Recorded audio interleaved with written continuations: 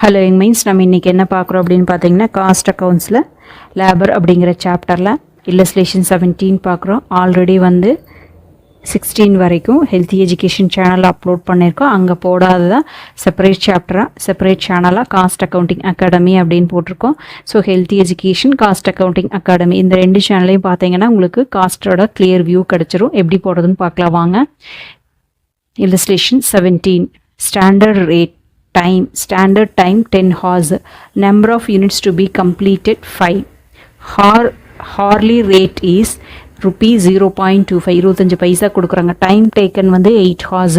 Calculated workers total earnings under Rowan's plan. ஒர்க்கர்ஸோட total earnings எவ்வளோ வரும் ஒரு நாளைக்குன்னு கேட்டிருக்காங்க. Also determine the effective rate of earnings per hour. So effective rate of earnings per hour ஒரு நாளைக்கு இவங்க எவ்வளோ ஏர்ன் பண்ணுறாங்க, எஃபெக்டிவ் ரேட் எவ்வளவோ அப்படின்னு கேட்டிருக்காங்க. ஜஸ்ட் இது எல்லாமே நம்மளுக்கு ஃபார்முலா தான், ஃபார்முலாஸ் தெரிஞ்சால் தான் போட முடியும். ஸோ அந்த ஃபார்முலாவில் எப்படி சப்ஸ்டியூட் பண்ணுறதுன்னு பார்க்கலாம் வாங்க. இப்போ அடுத்து போடுறது இல்லஸ்ட்ரேஷன் 70 லேபரில் ரோவன் பிளான் அப்படிங்கிறது தான். ஓகேவா. ஸோ என்ன இன்ஃபர்மேஷன் கொடுத்துருக்காங்க அப்படிங்கிறத எடுத்து எழுதிக்கலாம். ஸ்டாண்டர்ட் ரேட் கொடுத்துருக்காங்க.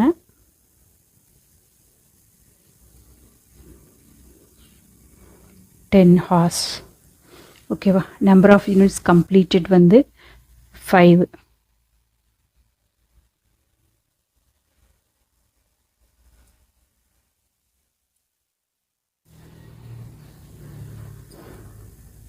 ஹார்லி ரேட்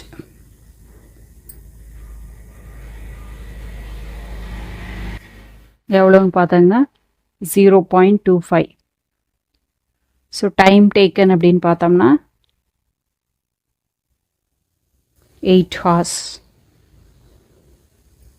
ஸோ என்ன கேட்டிருக்காங்க அப்படின்னா டோட்டல் ஏர்னிங்ஸ் கேட்டிருக்காங்க and effective rate of earnings per hour கேட்டிருக்காங்க. ஓகேவா. ஸோ இப்போ ஏர்னிங்ஸ் அண்டர் ரோவன் பிளானுக்கான ஃபார்முலா எழுதிக்கலாம்.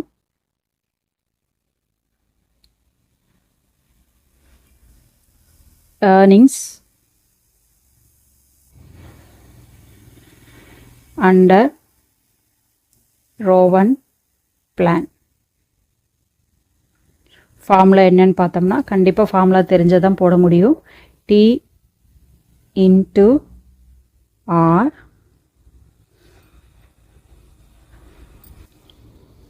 plus S minus T divided by S into T into R. ஓகேவா. ஸோ T அப்படிங்கிறது என்னன்னு பார்த்தீங்கன்னா டைம் டேக்கன். R அப்படிங்கிறது ரேட் ஆஃப் வேஜஸ். இப்போ TS அப்படிங்கிறது என்னென்னு தெரிஞ்சால் போதுமா. எஸ் அப்படிங்கிறது ஸ்டாண்டர்ட் டைம். ஸோ இப்போ இதில் பாருங்கள் என்னென்ன இருக்குது அப்படின்னா டைம் டேக்கன் 8 hours இருக்குது. ஓகேவா. ரேட் ஆஃப் வேஜ் நம்மளுக்கு ஹார்லி ரேட் கொடுத்துருக்காங்க. ஓகேவா. ஸோ அதுக்கப்புறம் ஸ்டாண்டர்ட் டைம் நம்மளுக்கு என்னங்க 10 hours கொடுத்துட்டாங்க. ஸோ இப்போ எல்லாமே கொடுத்துருக்காங்க இல்லையா. டி எவ்வளோங்க டைம் டேக்கன் வந்து நம்மளுக்கு டைம் டேக்கன் வந்து 8 hours. ஓகேவா. ஆர் அப்படிங்கிறது எவ்வளவு ரேட்டு 0.25 பைஸு. ஓகேவா. எஸ் அப்படிங்கிறது ஸ்டாண்டர்ட் 10 hours. ஸோ எல்லாமே இருக்கா. ஜஸ்ட் இப்போ என்ன பண்ணிக்கலாங்க ஃபார்முலாவில் சப்ஸ்டியூட் பண்ணிடலாமா. Total earnings of workers under Rowan plan.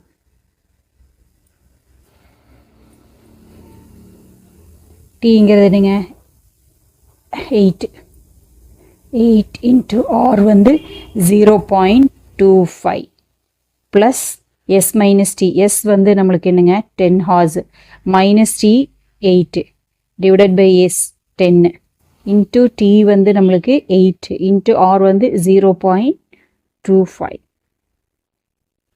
அவ்வளோதான். ஓகேவா.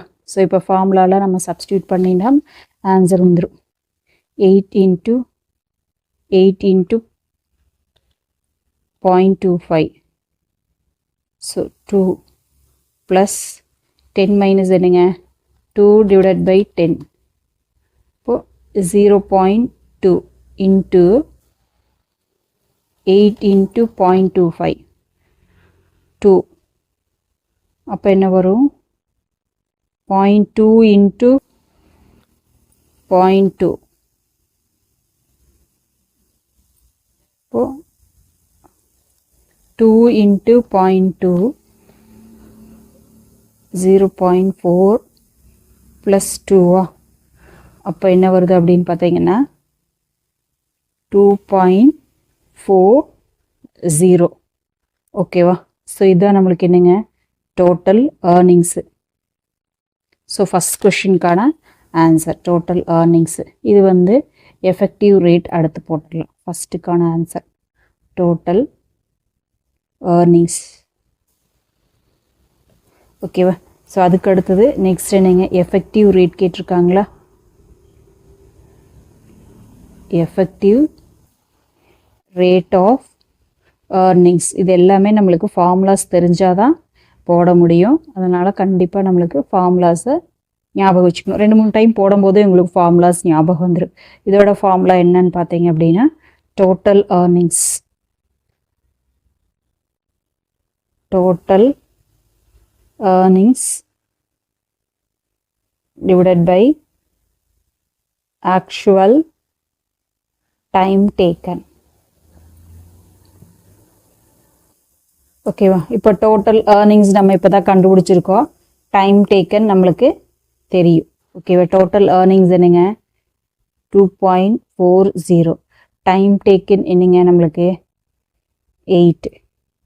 ஓகேவா? 2.4 divided by 8 0.3. So rupee is 0.3 per hour. So அப்போ 1 மணி நேரத்துக்கு 30 பைசா ஆகுது அப்படிங்கிறது நம்மளுக்கு தெரியுது. ஓகேவா? இதான் நம்மளுக்கு என்னங்க எஃபெக்டிவ் ரேட் ஆஃப் ஏர்னிங்ஸ். அவ்வளோதான். ஓகேவா? ஸோ உங்களுக்கு இந்த 2 ஃபார்முலாவும் தெரிஞ்சுது அப்படின்னா தான் போட முடியும். ஸோ உங்களுக்கு அப்பப்போ ஃபார்முலாஸ் வந்து ஞாபகம் வச்சுக்கணும். இதில் நிறைய ஃபார்முலாஸ் தான் இருக்கும் இந்த சாப்டர் பொறுத்தளவுக்கு. அந்த ஃபார்முலாஸ் ஞாபகம் வச்சுட்டிங்கன்னா உங்களுக்கு போடுறது ஈஸியாக இருக்கும். தேங்க்யூ ஃபார் வாட்சிங். Have a healthy day.